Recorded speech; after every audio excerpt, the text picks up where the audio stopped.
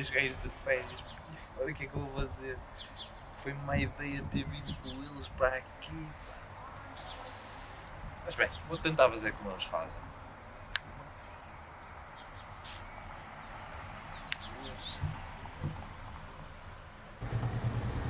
Como é que resultou? Já disse.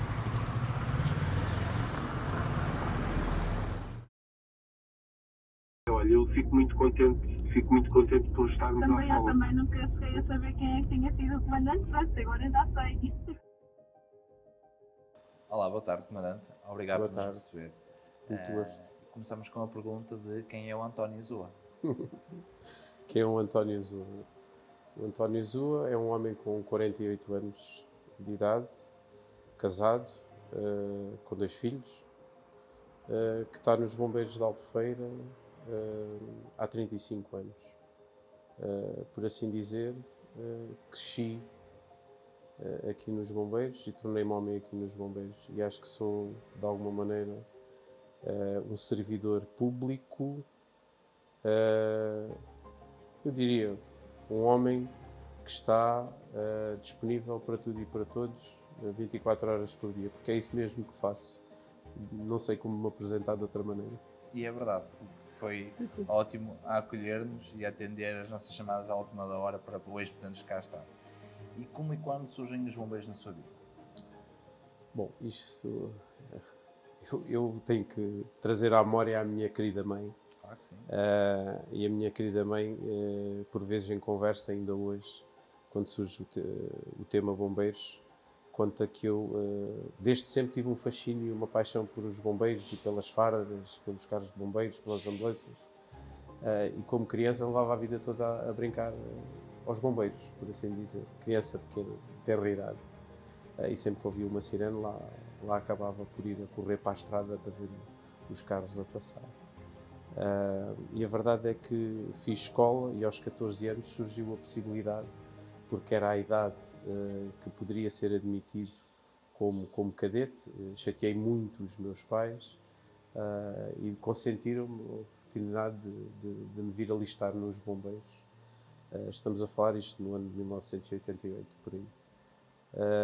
E quando me alistei, e agora recordando também um grande homem que esta casa teve, aliás, é o responsável por edificar muita da cultura e dos valores que esta casa tem hoje, é o falecido comandante José Manuel Batista dos Santos.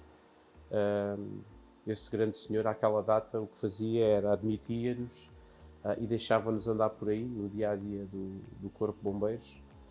De certa maneira participávamos nas atividades que iam acontecendo e dessa maneira ia vendo de que castas é que nós éramos feitos e se de alguma maneira identificasse valores e coisas boas em nós, ao fim de algum tempo ele inscrevia-nos, mas não nos inscrevia logo e então eu de certa maneira oficialmente entrei só em 1989, mas já andava cá desde 1988 e essa vinda para os bombeiros aumentou ainda mais a paixão que eu sentia por isto e também num bom ambiente e saudável ambiente de camaradagem. Tive a oportunidade nas férias de verão de participar num programa de ocupação de tempos livres e trabalhar aqui e pronto, a partir daí tudo aquilo que era o meu fascínio de alguma maneira acabou por se consolidar e acabei por me dedicar muito a isto, estudava e passava a maior parte do meu tempo aqui. Passava a maior parte do meu tempo aqui e agora, à medida que estou a falar, estou-me a lembrar de falecidas pessoas. Uma delas era o subchefe Joaquim Brito, que também já faleceu. Lembro-me de uma altura ele avisar-me que o meu pai queria que eu fosse a casa e que já o tinha avisado que se eu não fosse, ele vinha-me cá buscar. A verdade é que eu, como era um período de interrupção de escola, tive aqui uma semana seguida, e estamos a falar numa outra época, que não havia também esta facilidade de comunicação e tudo mais. Sabíamos que pronto, os meus pais sabiam que eu estava bem, que estava aqui, mas o facto de não ir à casa há uma semana fez mesmo com que o meu pai aparecesse aqui à porta do quartel para me vir buscar, mas para vir buscar assim com um grande raspanete, não é? Que você, aposto que nem deu conta que tinha passado uma semana. Não, é mesmo isso. o envolvimento, o estar aqui. Naquela altura as regras também eram outras, nós podíamos participar e integrar as tripulações das ambulâncias e dos veículos como supranumerários, como elementos supranumerários, e isso criava aqui fatores, digamos, de adrenalina que acabavam por querer estar, querer participar. Acha que é isso que também neste momento falta um bocadinho aprender mais os jovens nos bombeiros? Eu acho que, e dando logo os parabéns por aquilo que estão a tentar fazer, não é? Eu acho que é preciso dar a conhecer o muito que está para lá das fardas e daquilo que é mais visível na atuação dos bombeiros, que é o combate a incêndios, a emergência. Quer dizer, há todo um aspecto por trás de caserna, que eu diria assim, de convivência, que também nos ajuda muito a solidificar grandes princípios de cidadania e não só. E há associado também um processo de formação com áreas muito distintas que acho que merecem ser exploradas e dadas a conhecer ao universo da juventude, que me parece hoje um bocado perdida também nesta nova forma de estar na sociedade e agarrados muito aos mídias e ao digital e tudo mais, sem contacto físico entre pessoas, com atividades, e portanto eu achava que era muito interessante que se desse a conhecer esse outro lado. E eu diria que aos jovens hoje provavelmente está a faltar algumas referências e alguma orientação que lhes permita precisamente conhecer isto tudo que eu acabei de dizer, não é? E portanto dizia... Mas os tempos também são diferentes e o processo de recrutamento eram mais ativos no passado, iam uns superanumerários, cheios assim, e agora têm todo um período de provas, de prestações, de formações, agora até que são quase todas certificadas pelo FCDs. Acha que nesse período perde-se muitos jovens? Como é que eu vou dizer isto? Nós temos aqui, para já... Porque acho que as pessoas pensam que é chegar aos bombeiros, que é ser bombeiro e que vão lá dar para ganhar. Exatamente, tem razão nisso. O mundo está muito rápido. Tem muita razão em tudo o que diz, mas há aqui uma coisa que é, os tempos, como disse, são outros. E hoje os jovens têm muitas atividades também. Há muita coisa, não é? Quer queiramos, quer não, entre as atividades desportivas e outras, há muitos hobbies. E são hobbies que eu diria poderão não ser mais enriquecedores, mas digamos assim, não têm um encargo tão grande como tem o estar nos bombeiros, porque a bem da verdade é assim, diz muito bem a forma como estão hoje os programas de formação construídos, exigem muito e dão muito pouco, ou seja, o período entre aquilo que é o início de um processo formativo, seja em que contexto for, e depois o início eventualmente de uma qualquer atividade, participação, digamos assim, o período é muito longo e às vezes cria-se aqui fatores de desmotivação, sendo que também depois há outra coisa agregada, que é, portanto, por exemplo, a maioria dos corpos de bombeiros hoje são corpos de bombeiros voluntários, não é? E nós podemos ter esta questão do voluntariado, é algo que deve ser alimentado, com certeza, porém, que hoje muitos de nós, e mesmo os próprios jovens, estão obrigados, por uma questão, eu diria, desculpa-me, pode não ser a melhor expressão, de sobrevivência, estão obrigados a procurar atividades que haja remuneração para poder, de alguma maneira, satisfazer um conjunto de necessidades que às vezes até são muito básicas, e nós não encontramos isso na atividade dos bombeiros. Portanto, quando batemos muito na tecla do voluntariado neste tipo de regime, assim como está, enfim, é de uma grande exigência, sem ter um retorno, diria, justo para aquilo que é a disponibilidade que as pessoas têm que ter e tudo aquilo que têm que dar à causa.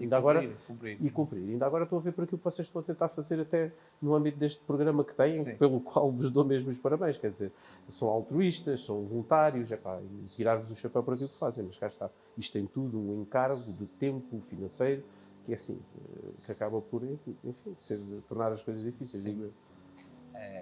Se calhar, é como o comandante dizia bem, se calhar o contexto de voluntariado que estamos a ter, se calhar vai ter que... Tem que ser repensado. Tem que ser repensado. Tem que ser repensado, e agora vou-lhe dizer a realidade particular dos bombeiros de Albufeira. É assim, eu estou a viver um período, eu digo, muito crítico, porque efetivamente a base de recrutamento reduziu significativamente. Só para ter uma noção, Estamos com uma recruta em curso, que estiveram inscritos perto de 20 elementos, pouco mais de 20 elementos. Nós temos aqui um processo com o nosso Departamento de Saúde Ocupacional, com 2 psicólogas, que constituíram um processo de psicotécnicos e entrevista. E no decorrer das entrevistas, uma grande parte das pessoas que se apresentaram, a primeira pergunta é: quanto é que nós vamos ganhar? Pronto, ainda bem sem saber ao que vinham, já havia esta tónica: ok, eu vou para ali porque posso ganhar dinheiro, porque cá está, é aquilo que eu dizia há pouco, as pessoas precisam de uma ocupação que lhes dá uma maneira de dinheiro para sobreviver. Bom, e a verdade é esta: começaram, depois destes processos todos, começamos com uma turma de 12 e hoje estamos reduzidos a 6.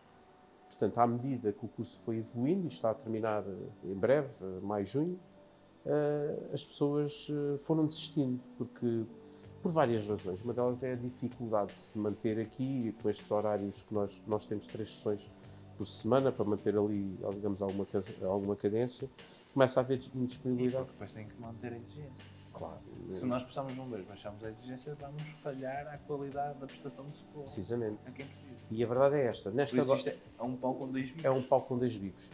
E o que acontece é isto. Nós agora, eu quando digo que estamos a viver num momento crítico, é assim: estou com a média, hoje tenho no quadro ativo, são cerca de 117 elementos.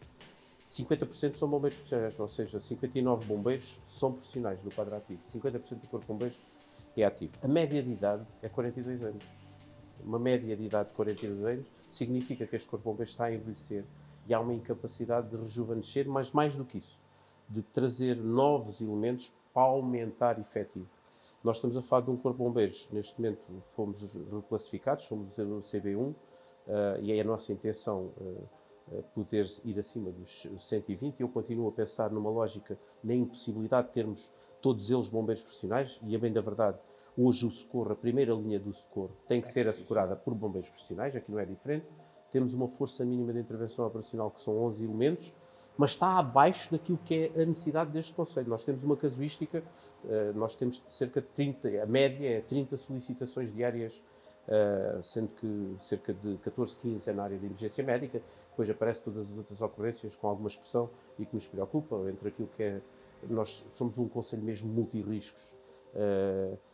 Eu tenho um histórico, e não querendo, pegando sempre em várias conversas, tenho aqui um histórico. Eu digo que quando alguma coisa de grave acontecer, ela vai acontecer do ponto de vista estrutural em Albufeira.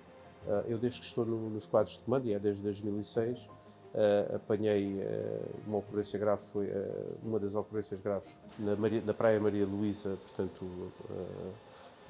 a Arriba, a queda da Arriba, da derrocada, com 4 anos.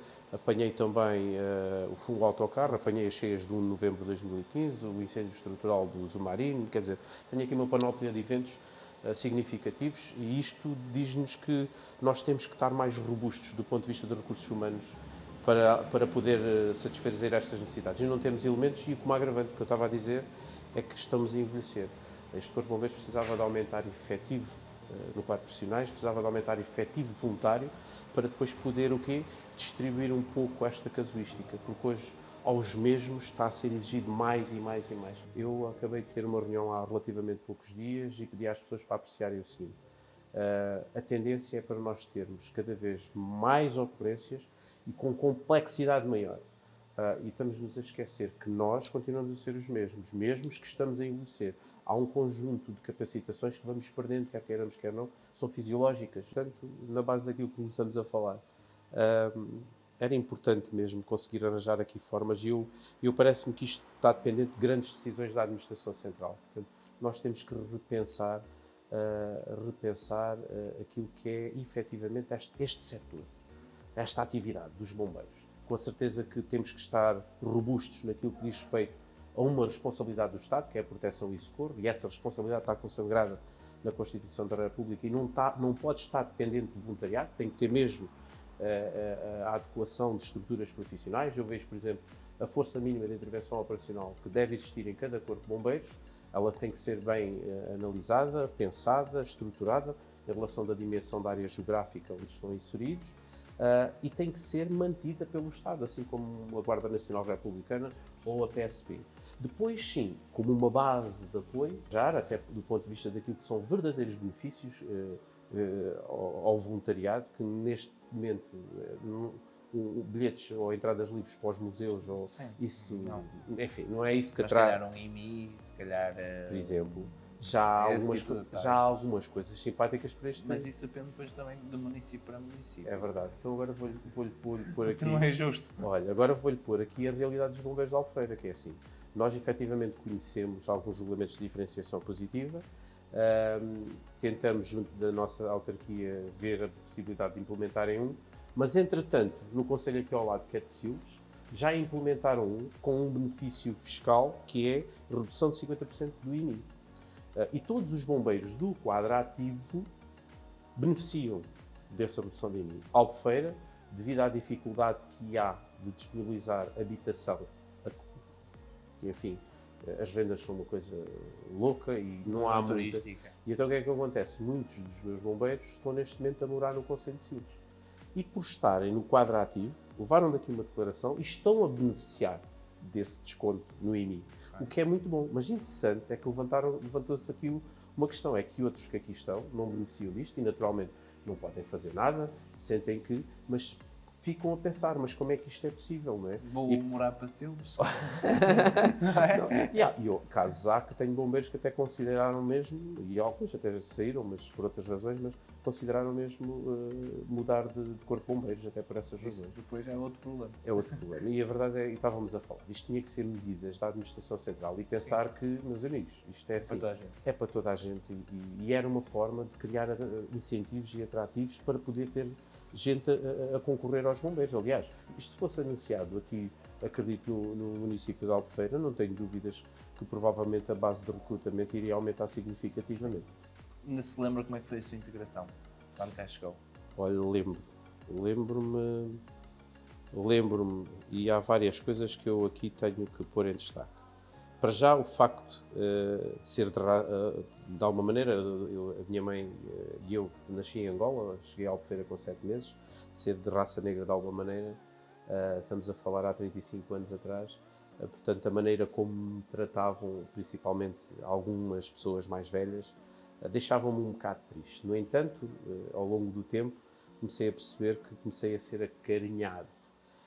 E a verdade é que fui acarinhado e fui aceito dentro deste corpo de bombeiros, por estas pessoas mais velhas, que em determinada altura fizeram-me sentir mal, e que sempre os tive em grande consideração e respeito, principalmente agora no presente, e foram-me ensinando muita coisa.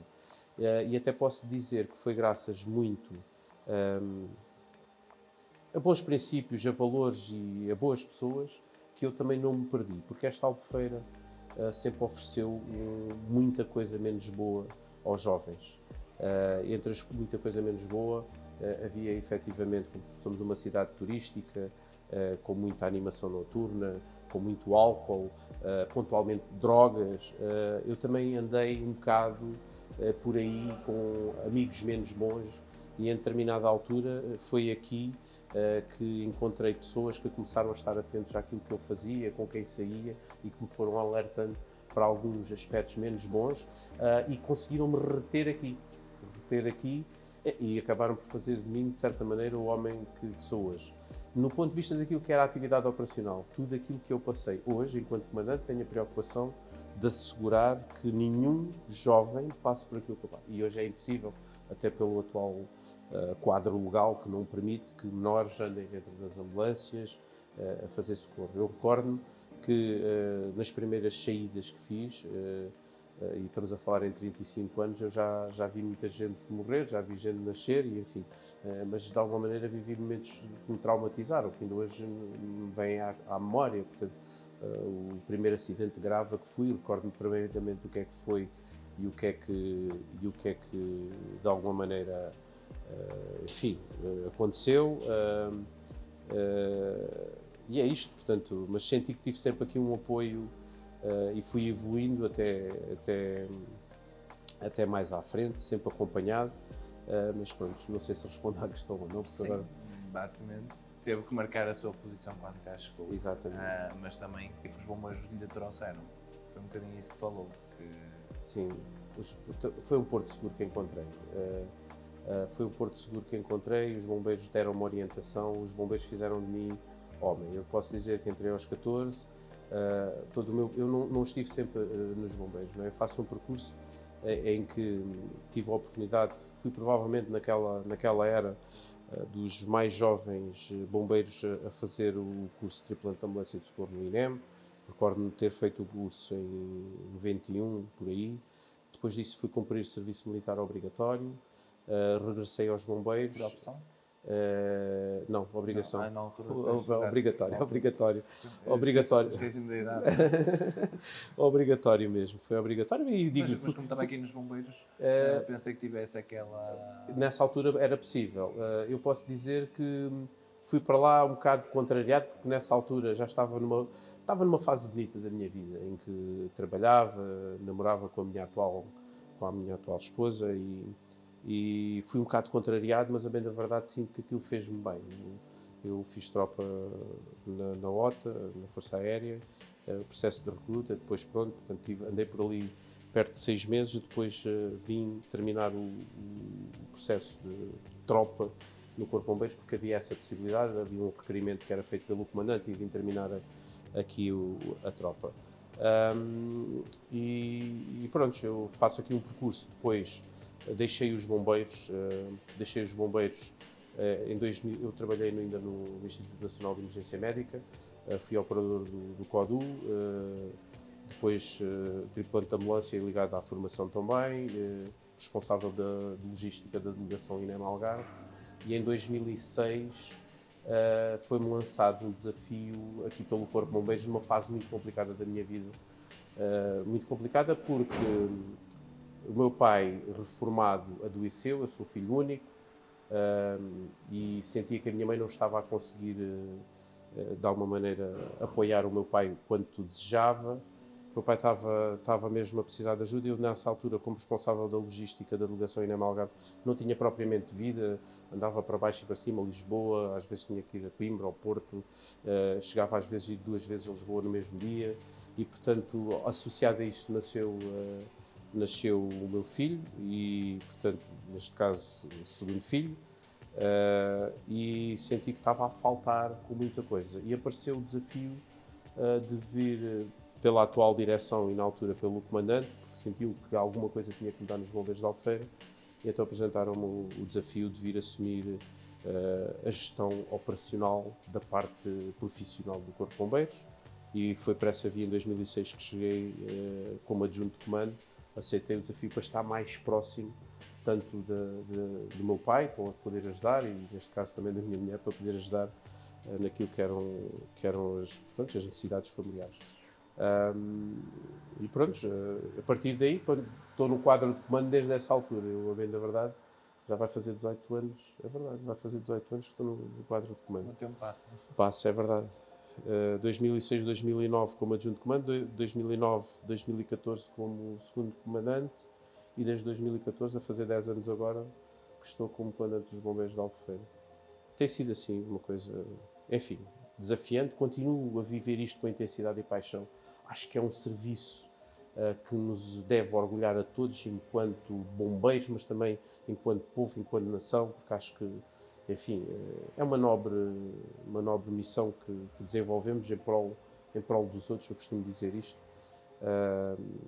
E, portanto, com essa mesma intensidade continuo a viver o meu dia-a-dia aqui, tentando dar o melhor de mim a quem posso. E quem posso é os meus pares à minha volta. Muitas das vezes estou aqui para dar também muita orientação a quem está comigo, e essa orientação está para lá daquilo que é o técnico, daquilo que é o bombeiro. Não é? Eu olho para as pessoas como pessoas. Aliás, acho que isso é muito importante mesmo, neste setor, olharmos para as pessoas que estão por trás da FARA.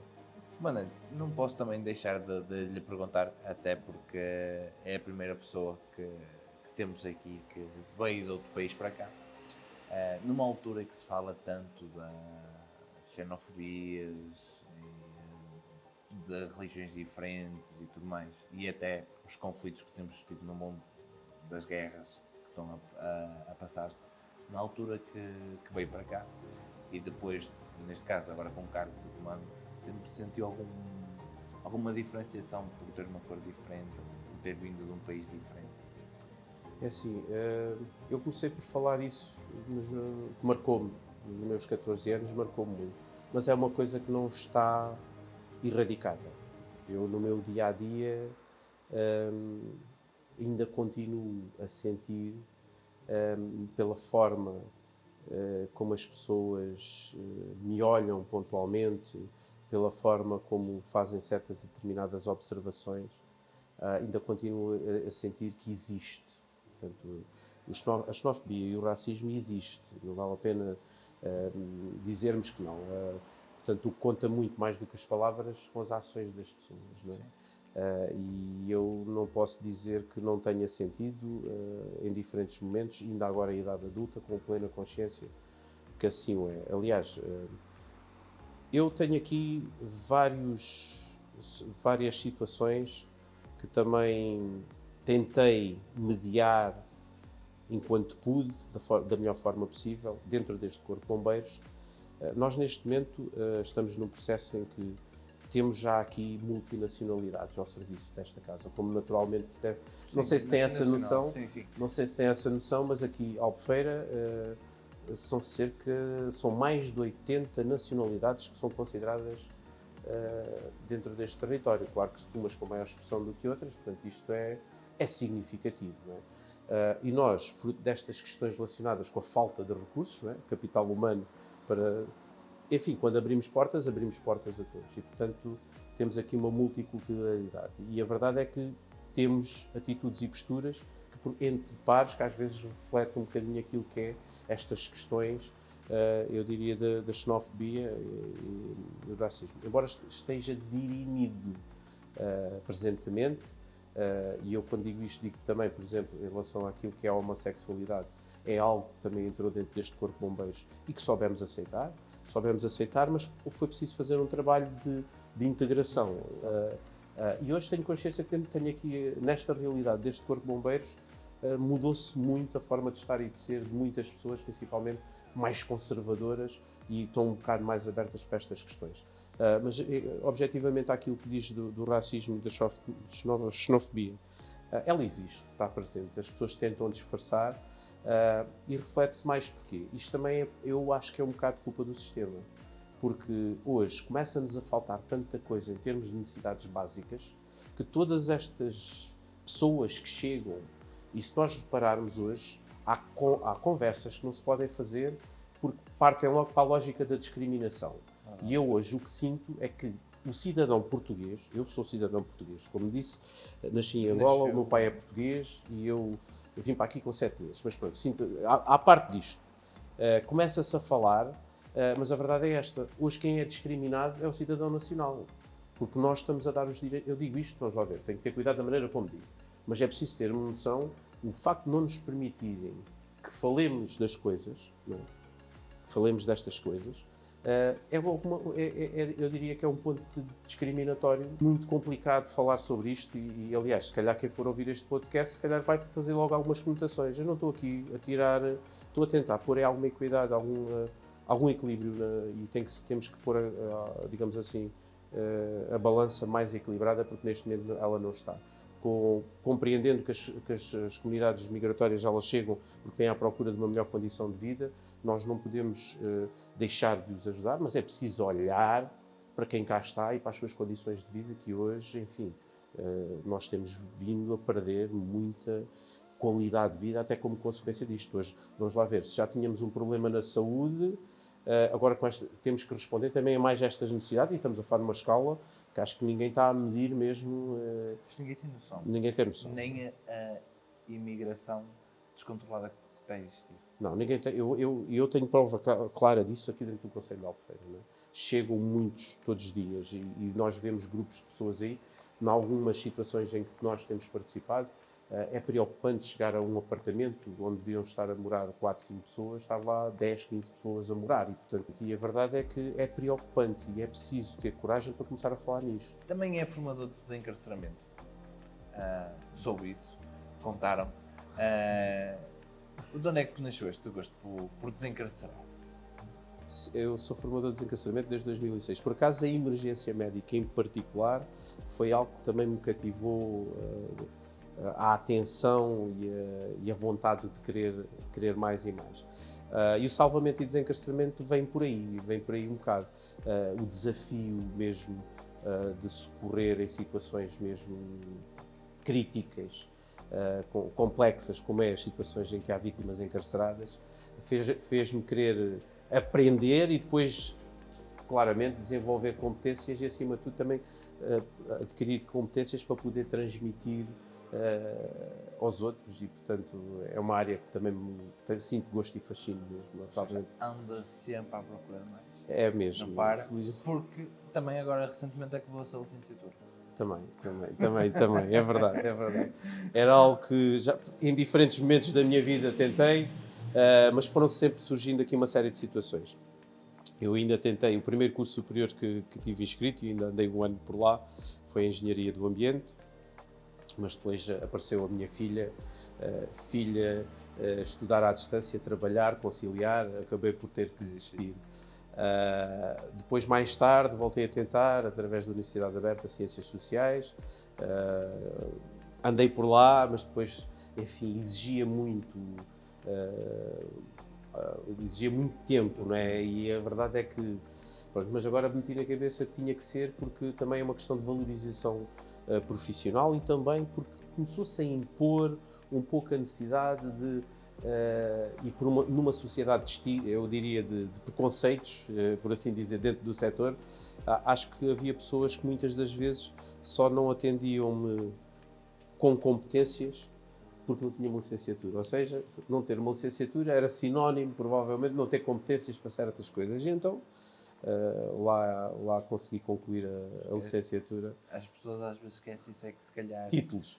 Sociedade de títulos. Exatamente. Porque toda a bagagem que traz destes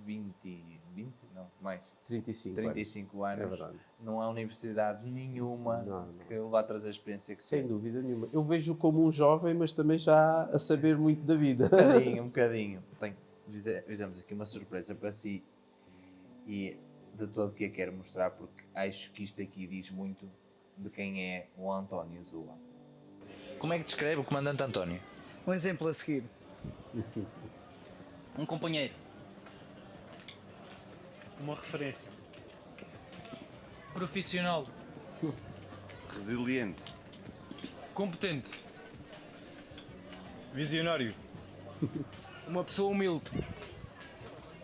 Amigo.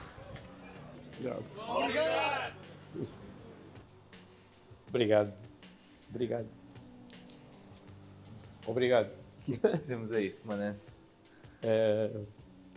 Obrigado. Isso é um bocado a minha vida.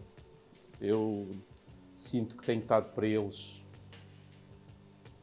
com tudo e, portanto, obrigado.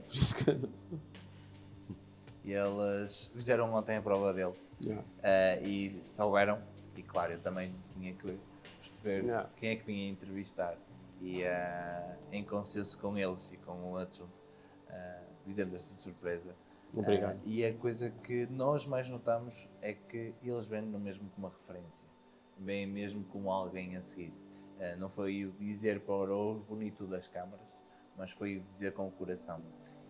E ser comandante, gerir pessoas é uma coisa, mas sentir o peso de ser a referência destes homens e mulheres que estão aqui diariamente a salvar as pessoas, qual é o peso disso? Olha, é enorme. E nem de propósito que eu esta manhã estava a conversar com o meu adjunto e uma das coisas que eu referi é que nós temos que cuidar dos nossos. Temos que olhar para eles mesmo, com tudo o que eles são como pessoas, e temos que estar atentos e permanentemente disponíveis para saber quando eles estão bem ou estão menos bem, para os poder ajudar. E no processo, desta forma, estando presentes, temos que os capacitar. Alguém falou aí da palavra resiliente, temos que os tornar mais resilientes. Porque eu, neste Corpo de Bombeiros, tenho, nas mulheres e homens que aqui estão, o património de maior valor que qualquer corpo de bombeiros tem, sabemos disso, são os recursos humanos, mas tenho neles aquilo que, enfim, mais importa à sociedade neste momento. Não é? E se nós não formos capazes de olhar para eles e de os cuidar e de cuidar deles como merecem, vamos ter problemas. E nós estamos a falar de uma sociedade que, repare, eu tenho aqui 70% do meu corpo de bombeiros profissional, que são profissionais e depois complementam ainda com horário voluntário, para esta casa poder andar e responder com a qualidade que responde em termos de socorro à população. Eles estão a receber, 70% a receber o salário mínimo nacional. E estes 70%, falei de uma média de idade de 42 anos, constituíram famílias, têm famílias lá em casa, com uma série de necessidades, e a verdade é que nós não temos tido a capacidade de dar tudo aquilo que eles precisam, e muitas das vezes o que acontece é que se não estivermos atentos e não dermos algo mais para além daquilo que é a exigência do dia-a-dia, como pessoas, às pessoas, enfim, não temos, digamos assim, o melhor deles. E, portanto, eu tenho uma preocupação muito grande diariamente com eles, sinto um peso muito grande, tento ser uma referência, a capacitação técnica, enfim, tudo aquilo que é importante para o setor, como profissionais importa, mas principalmente como pessoas também. Sinto uma responsabilidade por eles todos. Eu olho para eles não só como bombeiras e como bombeiros, eu olho para eles, enfim, são membros da minha família. Aliás, eu às vezes para alguns acabo mesmo de estar com eles e tentar protegê-los como se fossem meus filhos. É um bocado assim que eu me vejo. É uma família também. E tenho tudo. É assim, há aqui uma expressão, naturalmente, são muitos, com diferentes naturezas e formas de estar na vida, são oriundos de diferentes setores, por assim dizer, e sinto que às vezes há aqui um caso ou outro que melhorou como pessoas neste ambiente que temos hoje, mas que lhe faltou muita coisa na base, quando eram jovens, quer seja do ponto de vista da atenção, provavelmente dos pais, o amor, o carinho, e portanto foi aqui que encontraram se calhar algum desse apoio e orientação, e eu tento também estar presente no seu dia-a-dia. Só para ter uma noção, é assim, eu não sei quantos corpos de bombeiros é que no país também tem esta legítima preocupação de um comandante em criar um departamento de saúde ocupacional que tem neste momento 2 psicólogas e um técnico superior de higiene e segurança do trabalho, que fazem um trabalho dedicado só para eles. Ouvem-nos individualmente e depois sectorialmente por grupos de trabalho, tentam perceber quais são os seus problemas, tentam apoiá-los como bombeiros no processo funcional, seja bombeiro de terceira, bombeiro de segunda, bombeiro de subchefe, mas depois também como pessoas, e portanto isto também vai ajudando muito, e esta preocupação surgiu. Eu senti a necessidade de criar este departamento porque sozinho não estava a conseguir apagar todos os fogos e sentia que pontualmente uma coisa ou outra era capaz de estabilizar toda uma equipa, e portanto eu tive que arranjar mecanismos para controlar isto. Se calhar também por aquilo que sentiu. Exato. E que lhe fez falta. Também, e nesta evolução, como ainda há pouco foi dito, eu tenho feito por estar permanentemente em formação, acompanhar a evolução deste setor e de outros setores. E há uma coisa que nós não podemos deixar de olhar, é para estas casas como uma grande empresa, mas estamos a falar daquelas grandes empresas que estão, digamos assim, com elevados níveis de desempenho e de competição no mercado, em que têm que preparar todas as suas estruturas, todos os seus profissionais para ser os melhores. E, portanto, eu procuro obter formação também nas áreas de gestão. Neste momento, aliás, a licenciatura passa por ser também na área da gestão da segurança, mas tem uma componente de gestão, não é?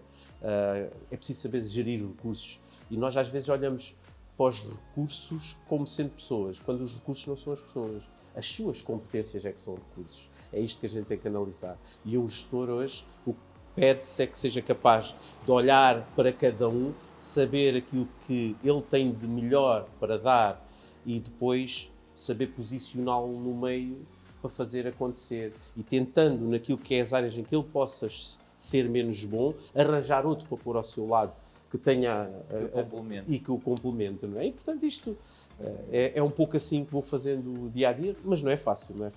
Sinto o peso da harmonização deste todo, deles enquanto pessoas, enquanto profissionais, porque eu faço isto tudo sem nunca esquecer o objetivo principal porque estamos aqui, a nossa missão, e é proteção e socorro. Ponto. Proteger e socorrer pessoas, animais, património, ambiente. Comandante, quem foi a pessoa mais importante nesta sua caminhada?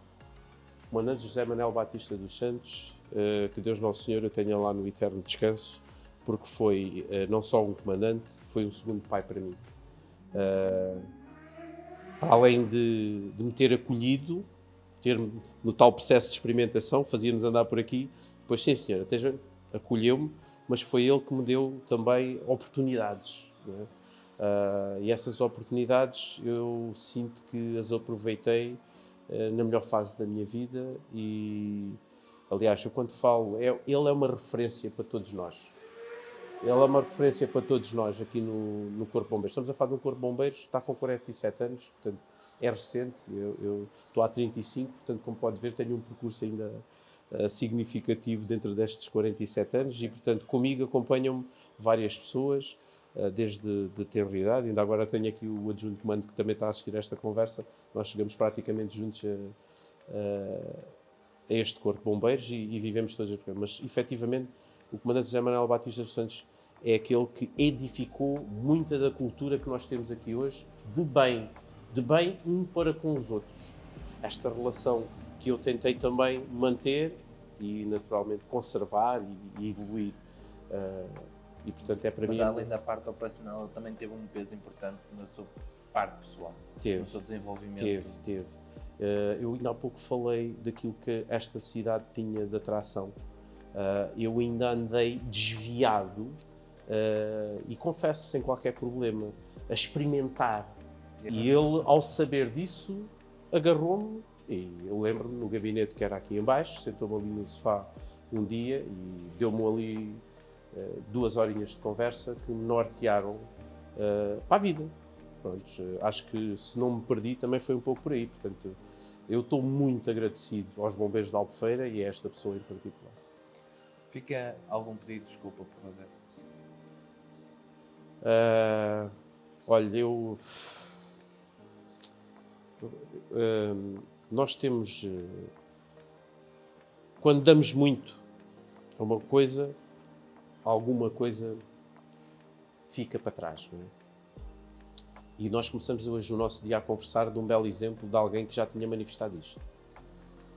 Eu tenho uma filha com 26 anos que, depois de se licenciar e andar por aí a trabalhar em empresas de trabalho temporário, desenvolveu um projeto de vida e viu-se forçada a emigrar. Isto hoje ainda me está a custar. Mas custa-me também aquilo que foi algumas histórias de vida. Eu era sempre aquela pessoa disponível e eu nunca mais me esqueço que um dia ia no meu carro com a minha filha na cadeirinha e assistia a um acidente de viação. Assisti a um acidente de viação com alguma gravidade e assisti ao acidente e saí do carro deixando-a sozinha algum tempo, sem explicar nada. Isto marcou-a muito.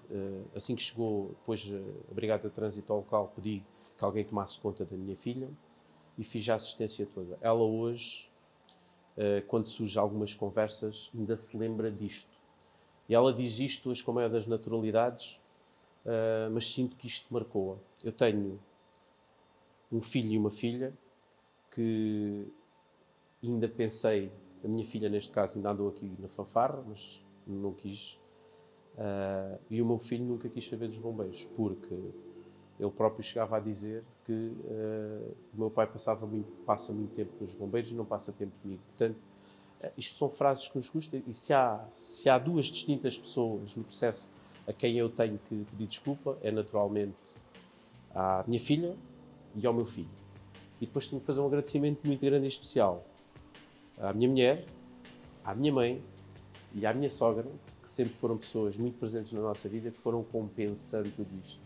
Também tenho em consciência os padrinhos da minha filha, que também me ajudaram muito, porque ficaram longas temporadas com a minha mulher é enfermeira, como deve calcular. Isto foi assim um bocado que requerem muito. Sem dúvida. Não é profissões de ausência, mas são profissões que nós damos muito aos outros. Exatamente.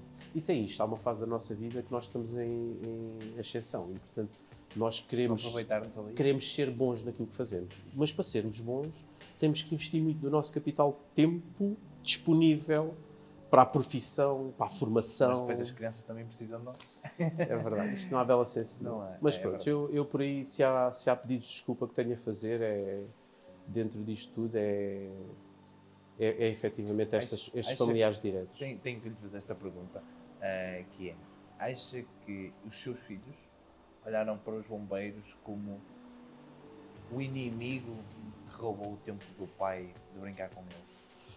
É assim, houve uma fase da sua infância que eu sentia que de alguma maneira isso me era transmitido.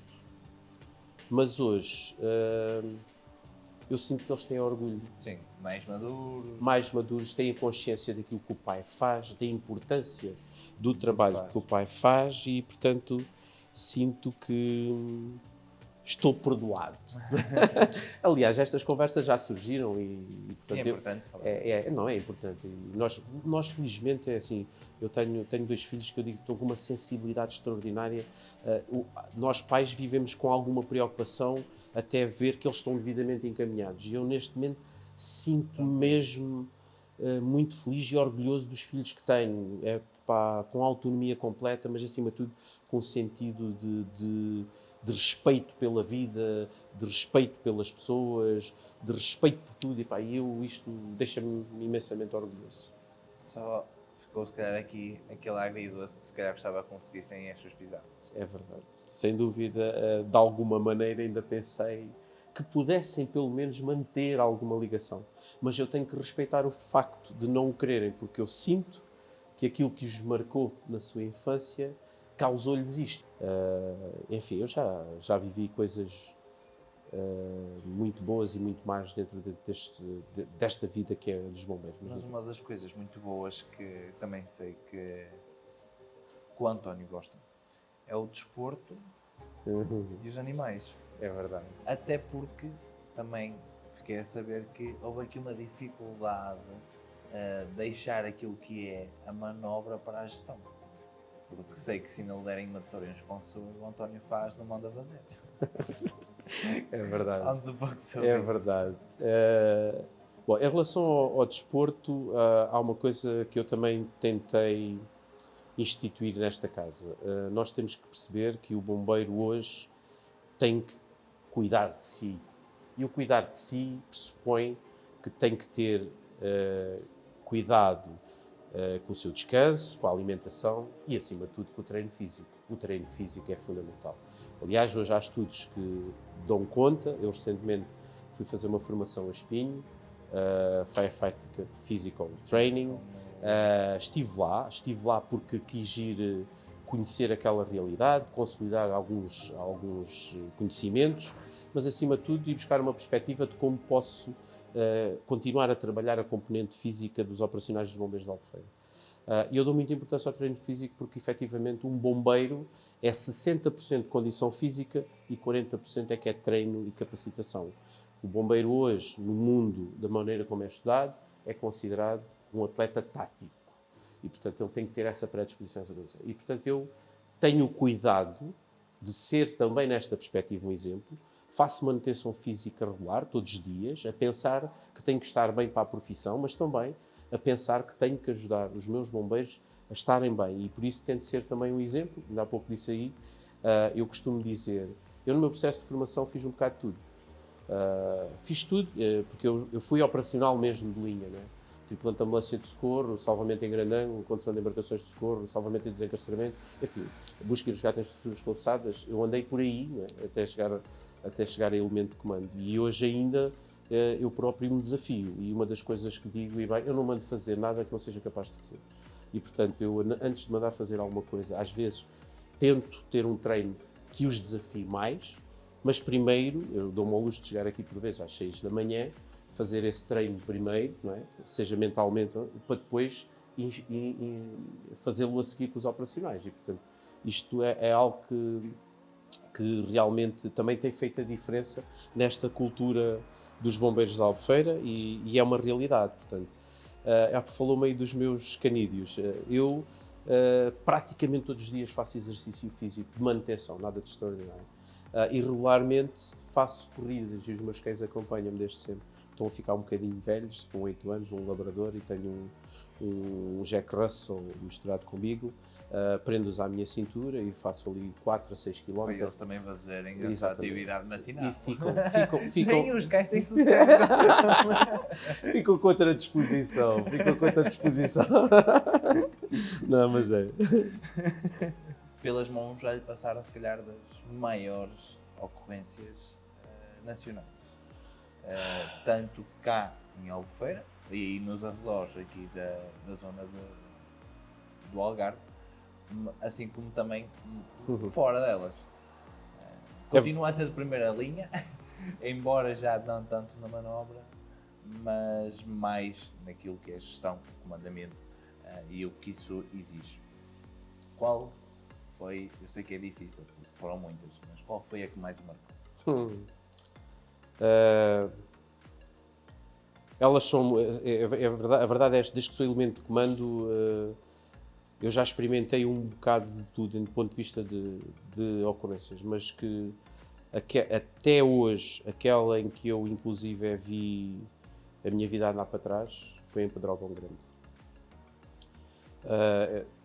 Como disse, eu integro a equipa de posto de comando regional. Nós fomos projetados para este incêndio, já numa fase, enfim, pós-momento mais crítico, onde ocorreram muitas mortes. E antes de assumirmos o comando, eu fiquei responsável por um setor onde era, efetivamente, a ocorrência estava, digamos assim, mais desfavorável, a desenvolver-se de forma mais crítica, e levei cerca de 12 horas a fazer reconhecimento, e há um momento em que eu passo junto a uma pequena capela na estrada, que é Nossa Senhora da Boa Viagem, e logo a seguir essa capela há um largo, há um pequeno restaurante com algumas pessoas, e há um VFCI e um autotanque que estão na estrada com linhas de mangueira a preparar-se para fazer um género de defesa deste local, porque o incêndio estava numa progressão tipo oeste-este, e portanto chamava a atenção daquilo. Eu passei e junto estava também uma coluna de ambulâncias com uma viatura médica, deviam estar por ali cerca de 3 ambulâncias, uma viatura médica, mais este VFCI, e estavam estas pessoas junto à casa, e eu, quando passo em reconhecimento, passo para lá, e de um ponto mais alto anteriormente eu tinha verificado que o incêndio estava, portanto, neste sentido, de oeste-este, a arder, mas também havia uma língua que tinha contornado esse local e que estava a entrar numa linha de água e, na prática, ia abrir e era 2 frentes que se iam encontrar e eles iam ficar precisamente no meio. Eu voltei para trás, fui confirmar isto que tinha acabado de dizer e percebi que o incêndio estava ali numa fase a preparar-se para entrar na linha de água e que as frentes iam combinar-se ao mesmo tempo e, portanto, que aquilo ia ser uma situação gritante. Então passei, todos com o EPI completo, portanto, sem capacidade de ver quem era quem, eu com o capacete branco, eles respeitaram-me um pouco por causa disso, dei ordens diretas que saíssem todos num sentido que eu tinha verificado que havia condições de segurança, que era precisamente no sentido de onde tinha vindo. Expliquei o porquê. Rapidamente as tripulações das ambulâncias e a viatura médica e um veículo do Corpo de Intervenção da GNR acataram as instruções, saíram, mas o VFCI e o autotanque entenderam que não tinham que respeitar as minhas orientações, assim como as pessoas que ali estavam, que entretanto acomodaram-se dentro de casa. Eu expliquei-lhes o que é que estava a passar, que eles não estavam a ver, e percebi que eram muito jovens e o chefe de equipa não estava mesmo para aí virado. A verdade é que começou a sentir-se a temperatura aumentar de uma forma descomunal, foi quando eles perceberam algo estava-se a passar, e nessa altura o chefe de equipa pura e simplesmente arrancou e deixou para trás três bombeiros. Dois bombeiros, há um que depois ainda vai atrás do carro, com mangueiras e tudo, portanto os autotanques saíram no tal sentido, e houve dois que ficaram ali, já estávamos com muito fumo e numa situação um bocado assim, pronto, menos boa, e eu disse, não estávamos a aguentar a temperatura, disse aos meus 2 elementos que estavam comigo na viatura de comando, para saírem dali, e eles disseram, mas o comandante não vem não, eu tenho que ir buscar aqueles 2 jovens, e eu fui buscá-los, e depois deitamos-nos, no momento em que aquilo está mesmo, eles deixaram inclusive uma motobomba no meio da estrada, no momento em que as duas frentes se encontram, nós já estávamos dentro desta capela, a capela está lá mesmo junto à estrada, nunca mais me sai esta imagem, nós estávamos deitados no chão, enfim, sentimos uma coisa mesmo ofegante, um calor enorme deitados no chão dentro da capela, e estamos a falar com uma área ampla, de repente ouvimos um grande estouro, que foi a motobomba que estava no meio, explodiu com o calor, pura e simplesmente arrebentou, e houve ali um período em que nós ficamos para aí cerca de 1 minuto, em que era praticamente impossível respirar aquele ar quente. Bom, isto o que é verdade é que tivemos ali cerca de 5, 6 minutos neste processo, sem nos conseguirmos sair. Quem ficou de fora ficou numa situação aflitiva porque percebeu à distância, viu aquilo tudo a acontecer, não é? E viu que nós ficamos lá no meio. E eu senti nesse minuto, 5 minutos que ali estive, perguntei-me várias vezes, e isso marca-me, aliás, isso é coisas que às vezes ainda estamos a dormir e ainda acordamos em sobressalto. Neste caso eu acordo em sobressalto. Aliás, até aproveito esta oportunidade. Não sei se porque nós não tivemos a possibilidade, depois disto tudo passar, levantamos com os EPIs, fomos estrada afora e saímos dali. A verdade é que eu depois nem falei com as pessoas, perguntei se estavam bem e fui-me embora. E por acaso é uma coisa que isto foi em 2017 e hoje, por acaso, se estes jovens que estão, que eventualmente se virem este podcast, se de alguma maneira se foram eles que estiveram nesta situação e se puderem ligar para os bombeiros de Albufeira para falar com o comandante, eu gostava muito de saber o que é que eles sentiram, porque eu nunca falei com eles. Vamos lá ver, gostava de ir à fala com eles para ter a noção se sentiram o mesmo que eu. Gostava mesmo, gostava de saber quem são, porque eu acho que também de alguma maneira terei feito ali alguma diferença naquela situação. E gostava mesmo de chegar à fala com eles. Não sei se vai ser possível ou não, mas fica aqui. Já falamos. Vamos ver, sempre choro. Comandante, mas tendo em conta que depois avisou, ordenou, depois manda os seus homens sair, fica com 2 homens, também pôs a sua integridade física em risco? Vamos lá ver, eu quando ouvi uma das jovens, a feminina, a chorar, desorientada, eu senti que de alguma maneira aquilo era de risco, mas vamos lá ver, eu tinha um cálculo de risco, não tinha a noção que aquilo ia ser assim, mas foi uma reação, eu nem sei explicar muito bem se aquilo foi tudo pensado ao pormenor. Agora uma coisa é certa, eu vivi aquilo de uma maneira que acho que qualquer um não iria viver, quer dizer, pensamos ali rapidamente, isto é uma área tão ampla, temos aqui uma situação, entre ponto a ponto são mais de 50 metros, quer dizer, vamos ficar aqui no meio do Alcatrão. Depois vi aquela capela, e eu digo sinceramente, a capela da Nossa Senhora da Boa Viagem, eu fiz uma viagem depois disto de moto pela Nacional 2, que eu gosto de viajar de moto também, e parei, fiz questão de ir àquele sítio e de estar ali um bocadinho em reflexão. E a verdade é que acho que aquilo, há um conjunto de circunstâncias que ocorrem momentaneamente, que são instintivas. Poderei eventualmente não ter sido racional QB, mas acho que fiz o que tinha que ser feito. Bem, para finalizar, o que sente quando esta farda? Eu todos os dias de manhã, quando venho trabalhar e visto esta farda, sinto um enorme orgulho por aquilo, porque sinto que estou a representar uma profissão que não só é importante, mas tem reconhecimento da comunidade.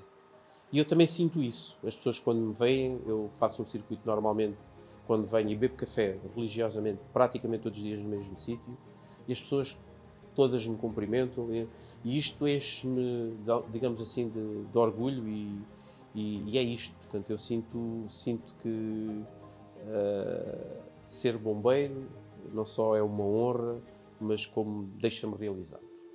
E uma responsabilidade grande. a responsabilidade está sempre associada. Tá? E os anos também estão a passar por mim e cada vez mais há um peso. Mas pronto. O que diz o coração de um bombeiro? E o que diz o coração do bombeiro? Vocês fazem assim umas perguntas? Bom, eu tenho dito isto e principalmente aos miúdos quando aqui vêm a visitas de escola, que encontram por trás de cada bombeiro um amigo. E o coração de um bombeiro é isto, tem uma sensibilidade extraordinária, deverá ter uma sensibilidade extraordinária. E eu costumo dizer muito que é a partir do coração que nós humanizamos muito do socorro que fazemos. E o socorro tem que estar humanizado e, portanto, com a certeza, porém, que temos que saber conjugar aquilo que é a emoção com a razão e o racional, mas indiscutivelmente que no coração do bombeiro encontramos tudo aquilo que de melhor existe na humanidade. Comandante, obrigado por nos receber. Foi um Obrigado gosto. pela pessoa fantástica que é. Muito obrigado. Obrigado. Obrigado.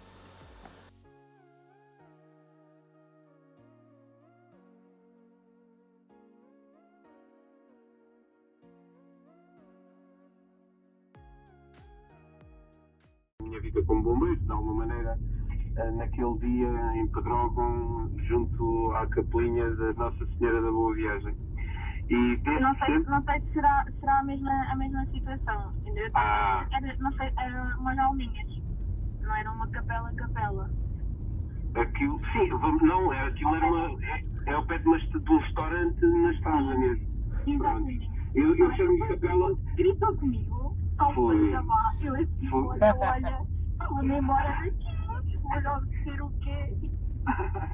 Não, isto é daquelas coisas. Eu estava hoje na entrevista a contar como é que as coisas aconteceram, porque pronto, e aquilo marcou-me de alguma maneira, na altura em que os carros foram-se todos embora e quem ficou para trás, eu acabei por ficar também num daqueles.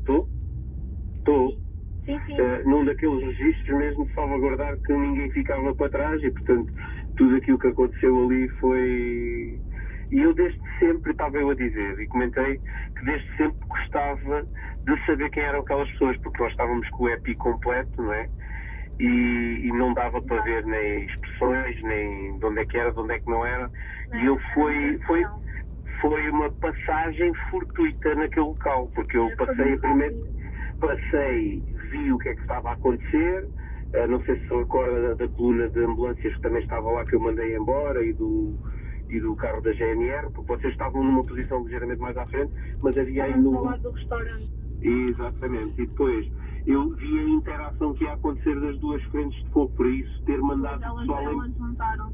Exatamente, o calor estava a ficar insuportável e foi a maneira que tive também de vos ajudar. E pronto, mas isto é o que é, olha, eu fico muito contente por estarmos à Eu fala. também nunca cheguei a saber quem é que tinha sido o comandante, pronto, agora já sei. Já sabe, fui eu. E que era o colega que estava consigo? É que havia um outro colega. Eram mais dois. Pois, exatamente. Olha, eu sei, pronto, isto ficou-me na memória, sabe que eu já fiz a Estrada Nacional 2 e fiz mesmo questão de parar lá naquela. Eu chamo-lhe Capelinha, mas você diz que é o quê? Desculpe lá. É umas alminhas. Alminhas, chama-lhe Alminhas, pois. Fiz questão de fazer lá uma paragem e coisa, olha, e realmente, pronto, é o que é. E obrigado. Muito obrigado. Obrigado, É engraçada a situação. É verdade. É das tais coisas. Esse foi um episódio que me marcou, porque aquilo que se sentiu ali naquele momento foi assim. Foi aquilo. Acho que você sentiu mesmo que eu. Pois, correu bem. E estamos bem e damos cá para contar, isso é o que interessa. Exatamente. Olha mesmo, muito gosto. Se vier cá para estes lados, já sabe, diga qualquer coisa, está bem? Está bem? Tudo bom para si e cumprimento para os seus colegas. Tudo bom. Obrigado, muito obrigado. Obrigado, com licença. Estou arrepiado, mano, estou arrepiado. Sinto-me muito feliz porque vocês viram, era um desejo que o senhor tinha de conhecer quem realmente estava com ele no momento, e o mundo é mesmo pequenininho ao ponto de a pessoa que realmente esteve com ele pertence ao projeto da Farda que fala, e poder-lhe proporcionar isto, que era um desejo que ele tinha, e vimos nós sem conhecer, sem saber, e vimos ter com a pessoa.